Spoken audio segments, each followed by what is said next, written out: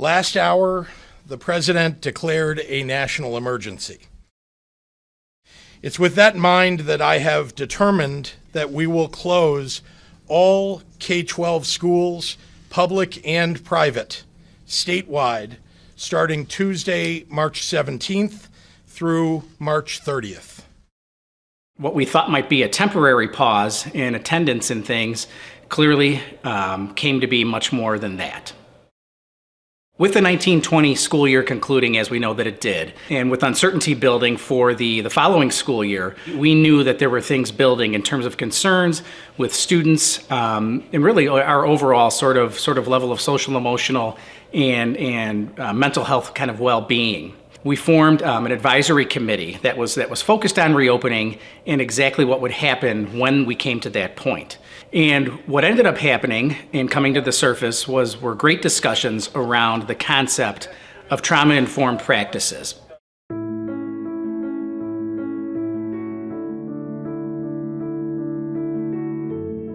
So Dr. McLeod mentioned the term trauma-informed practices, and I think to define that, we need to start with understanding how stress, anxiety, and worry really impacts us physically. The best way to understand that is to look at brain science. The brain is in two parts. The first part is what I'll call the green brain.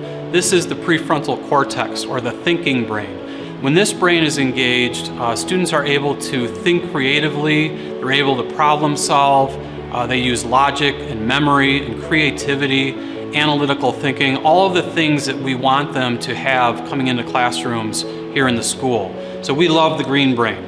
The other half of the brain, I'll call it the red brain, it's the limbic system. This is the emotional brain. This brain, while it has its purpose, it really causes us challenges here in an educational setting. This brain is the fight or flight brain. It's the brain that tells us when we're in danger and when we need to be defensive and protective of ourselves. When students are feeling worry or anxious or overwhelmed, the red brain really starts taking over, and what happens is the red brain completely combats the green brain and doesn't allow it to work at all. And so trauma-informed practices are really strategies and skills and styles that educators can use to try to calm the red brain down and have it recede enough to allow that green thinking brain to really take over again. For that to happen, students need to be comfortable, they need to be relaxed, things need to be somewhat predictable and familiar. And when that all happens, our students are really ready to learn. So the first step that we took is we've brought in Allison Jackson, and we brought her in last year. She worked with all of our staff on the Spring Institute Day to kind of start to build some knowledge regarding trauma-informed classrooms and trauma-informed practices. The next step that we did is we gave our staff access to some additional PD through our Better Lessons platform. We allowed staff to identify if they were interested in some more intensive training regarding trauma-informed. We actually allowed them to apply to be a part of this cohort that would dig deeper and dive deeper into what trauma-informed is. So we engaged in that process. Each school has 3 separate cohorts of teachers that are engaging in this more intensive professional development. What they've been doing is they engage in a lesson through our Canvas platform, and following that lesson, they join a virtual Zoom professional development opportunity with Mrs. Jackson and cohort members. And really cool stuff happens in that space. They kind of expand upon the knowledge that they're learning. Staff is sharing some of the things that they're actually doing in the classroom related to trauma-informed practices and kind of the impact it's having on their students and their class. In order for students to be academically successful, they need to be emotionally healthy. So trauma-informed practices helps us work with students to help build those soft skills they need in order to be successful. The neuroscience research shows you cannot learn things in the same way when you're under stress. Each individual child is coming into your classroom with varied experiences, life experiences, some of which are traumatic, and to treat each individual child as an individual and not a class as a whole. Anyone that's been in education, in terms of special ed teacher, the PPS world, so counselor, social worker, trauma-informed practices have been at the root of the professional careers. And now with trauma-informed practices, it's really bringing it to all educators and really giving staff members the skills in the toolbox to help support all students. I've been teaching for 16 years, and the things that you kind of rely on that work with students in your subject area or in your classroom just weren't working the same way. And so being able to have honest conversations with my students about how you're feeling, what about this is difficult? What about, is it what we're doing right now? Is it maybe this transition back to school and back to this more normal setting? Even seeing that with my athletes, having those conversations has really cut down on sort of like that frustration that sort of builds.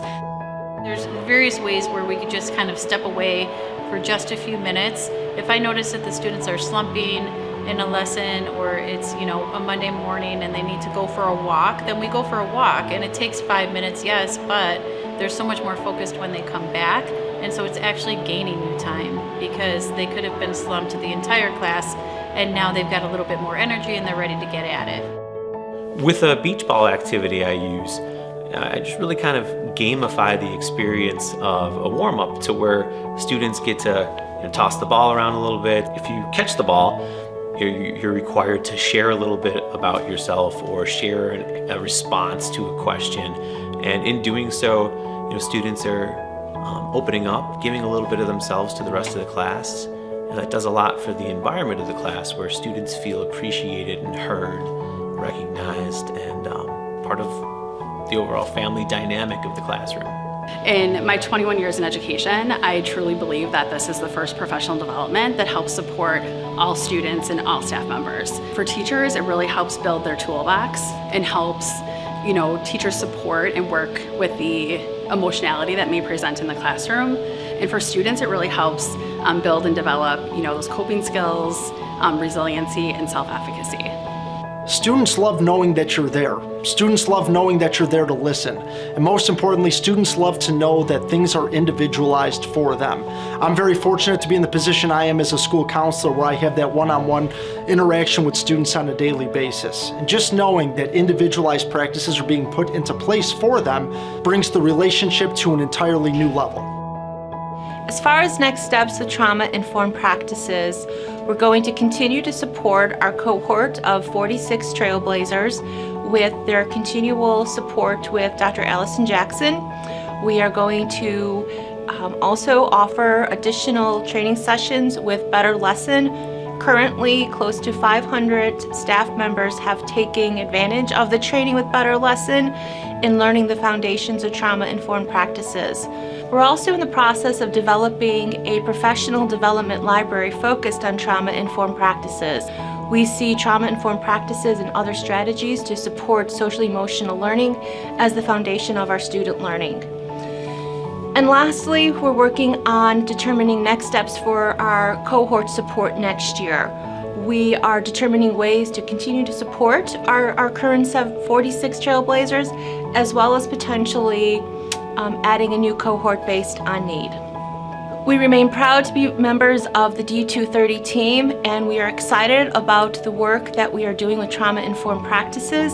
District 230 remains committed to our work and the expansion of trauma-informed practices across all levels of our work in the district.